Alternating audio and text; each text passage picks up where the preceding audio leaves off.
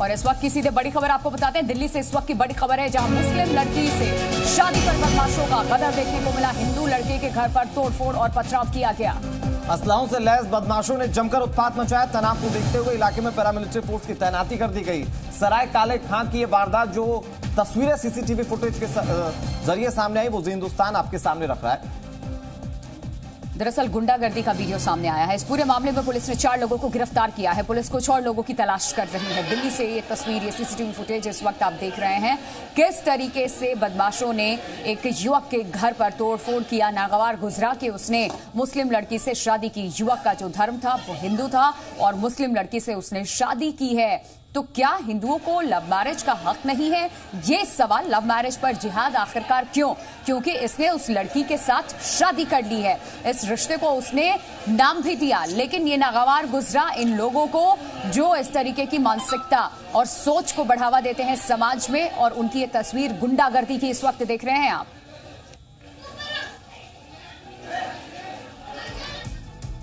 इस वक्त एक और बड़ी खबर आपको बता दें। सराय काले खां में हुई हिंसा से जुड़ी खबर, जहां पीड़ित की मां का जी हिंदुस्तान पर बड़ा बयान सामने आया। हमारे लड़के को मारने का प्लान था, पीड़ित की मां ने कहा जी हिंदुस्तान पर। पीड़ित की मां हिंदू होने की वजह से ये हमला किया गया, ये कहती नजर आई। पीड़ित की मां ने कहा कि हम लोग घर में नहीं थे इसीलिए बचे, अगर घर पे होते तो हमारी जान भी नहीं बच पाती। पीड़ित की मां दूसरे मजहब की लड़की से शादी की सजा मिली है, ये भी कहा इन्होंने।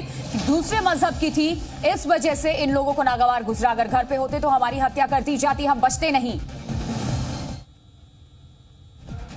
दिल्ली के सुमित ने एक मुस्लिम लड़की से शादी की अपनी मनमर्जी से। उसके बाद आलम यह हुआ कि लड़की के परिवार वालों ने पूरे मोहल्ले में तोड़फोड़ कर दी और खून की होली खेलने की धमकी दे दी। इस वक्त सुमित की माता हमारे साथ मौजूद है, उन्हीं से बात करते हैं। मारने तो हम ही आए थे, वो तो मोहल्ले में गुस्सा उतार दिया। अगर हम होते तो हम तो मर ही जाते। हमने बोला अगर आपकी लड़की जाती है तो ले जाओ। लड़की ने कहा जी मैं नहीं जानती अपने घर वालों को, मेरे मम्मी पापा ये हैं। लड़की ने सारे साफ साफ बयान करा, उनकी तरफ से तो कोई टेंशन ही नहीं है।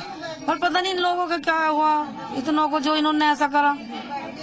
शादी कर ली, कोर्ट से शादी हुई है, आर्य समाज से शादी हुई है, सारे काम सब हुए। पुलिस ने खुद सिक्योरिटी पूरी हमें दी है, उनकी तरफ से कुछ ऐसा नहीं है। हिंदू होने की गलती है ये? हाँ जी, बस ये गलती। अब ये हमारी लड़कियों को ले जाते, हम तो कुछ नहीं कर पाते क्योंकि गरीब आदमी है। हमारी पिछली गली से 2 लड़की गई है, और भी लड़की एक उनकी लड़की आ गई तो उन्होंने इतना बड़ा कदम उठा लिया।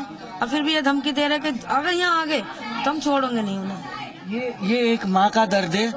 इनका कहना है कि हिंदू होने की गलती है कि जब उनके धर्म से हिंदुओं की लड़कियां ले जाया जाती है तब किसी भी प्रकार की ऐसी हिंसा को अंजाम नहीं देते, लेकिन जब एक लड़की हिंदू धर्म में आई तो उन्होंने पूरी कॉलोनी को बर्बाद करके रख दिया। और हितेन इस वक्त सराय काले खां से हमारे साथ जुड़ चुके हैं, जो इस पूरी घटनाक्रम पे नजर बनाए हुए। सीधे उनका रुख करते हैं। हितेन, ये दिल्ली में गुंडा राज चल रहा है, वही सरकार जो हर एक मामले को हाईलाइट करती है, आज दिल्ली में इस तरीके की घटनाएं हो रही हैं तो चुप्पी साधे हुए हैं। एक्शन के नाम पर क्या कुछ हुआ, जरा ये भी बता दीजिए।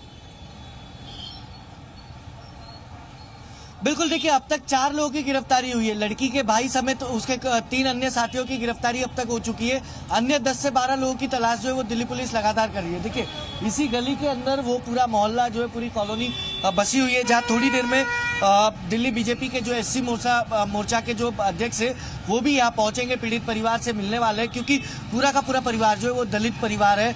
और कहीं ना कहीं एक गलती उनके परिवार की, उनकी ये परिवार का ये कहना है कि उनके बेटे की सिर्फ गलती ये थी कि उसने मुसलमान लड़की से जो है वो प्यार किया और उससे शादी कर ली। हालांकि लड़की जो है वो अपनी मनमर्जी से लड़के के साथ भागी थी, उसने शादी की, कोर्ट में शादी की है, उसके बाद आर्य समाज के मंदिर में शादी की है। और सबसे बड़ी बात यह है कि जब जोर जबरदस्ती लड़की की तरफ से नहीं की गई थी, लड़की और लड़का दोनों राजी थे, शादी हुई है बाकायदा आर्य समाज में और कोर्ट में भी, फिर भी ऐसे जिहादियों को नागवार जाहिर सी बात है गुजरेगा। सराय काले खां में इधर हिंसा जो हुई उसको लेकर स्थानीय लोगों ने जी हिंदुस्तान पर बड़ा खुलासा किया है। सराय काले खां में हुई हिंसा पर बड़ा खुलासा, खून की होली खेलने आए थे ये स्थानीय लोग कह रहे हैं। 40 से 50 लोगों ने हमला किया था इनके घर पे। स्थानीय निवासी ये कह रहे हैं हथियारों से लैस होकर के लोग आए हुए थे और लड़की के परिजनों ने लड़के के घर पर हमला कर दिया था। जब उनके धर्म से हिंदुओं की लड़कियां ले जाया जाती है तब किसी भी प्रकार की ऐसी हिंसा को अंजाम नहीं देते, लेकिन जब एक लड़की हिंदू धर्म में आई तो उन्होंने पूरी कॉलोनी को बर्बाद करके रख दिया। सुमित के दोस्त भी है, बचपन से आप लोग सब साथ में रहे हो, लेकिन कभी इसके पहले ऐसा कुछ हुआ है? इससे पहले कभी ऐसा कुछ हुआ नहीं है। तो ये क्यों हुआ अचानक ऐसा? यहाँ पर एकदम से घुस गए, यहाँ पर हमला कर दिया। 20-25 लोग थे यहाँ पर, लेडीज थी, वो तो डर के मारे निकल गए यहाँ से। अपने आप को बचाव के लिए वो एकदम से निकले, जातिवाद का विरोध करने लग गए, गालियां दी खूब, लेडीजों को खूब गंदी गंदी। यहाँ पर लड़कियां भी थी, उनको भी गाली दी। घरों के अंदर घुस रहे थे, तोड़फोड़ कर रहे थे, कूलर तोड़े, बाइकें तोड़ी, जिसकी जो मिला सब तोड़ा, ईंटें बरसाई यहाँ पर, चाकू तलवार जो भी थे उनके हाथ में सब मारे यहाँ पर सब। ये एक लेडीज ने धमकी दी थी खून की होली खेलेगी। महिलाएं भी थी? हाँ, महिलाएं थी। एक उनके फादर का नाम है, क्या नाम है, सुलेमान, और उस लेडीज का नाम है सबाना। उन्होंने ये धमकी दी थी और वो उनके साथ ही थी जब ये विरोध हो रहा था। ये महिला कौन? लड़की की माँ है? ये महिला उनकी वहीं की है, पड़ोस की है, मतलब घर के पास की। उनके हाथों में मौजे भी थी, तलवार भी थी, छुरी भी थी, चापड़ भी थे, सब चीज थी उनके पास में। 50 आदमी थे और हमारे मोहल्ले में 10 लड़के थे। वो क्या करते, उनके पास औजार सारे थे, हमारे पास कुछ भी औजार नहीं था।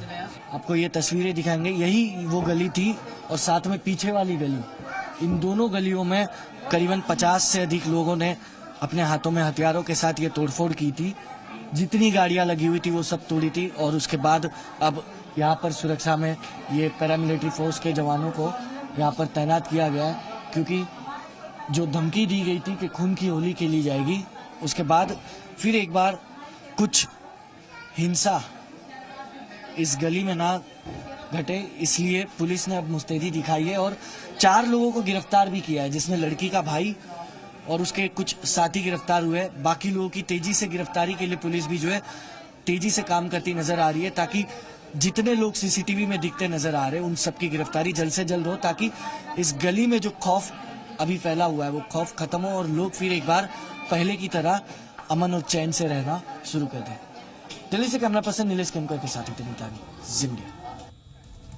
हितेन हमारे सहयोगी लगातार हमारे साथ जुड़े हुए। हितेन, कानून व्यवस्था को तो लेकर सवाल है ही, सवाल इस बात को लेकर भी है कि वो लोग कहां गायब हो गए। जब लव जिहाद को लेकर कानून बनता है तो वो लव मैरिज को बहुत ज्यादा पैरोकारी उसकी करते हैं। वो कहते हैं लव मैरिज जिंदा रहना चाहिए, प्यार जिंदा रहना चाहिए, लेकिन अब वो इस पर कुछ नहीं कहेंगे।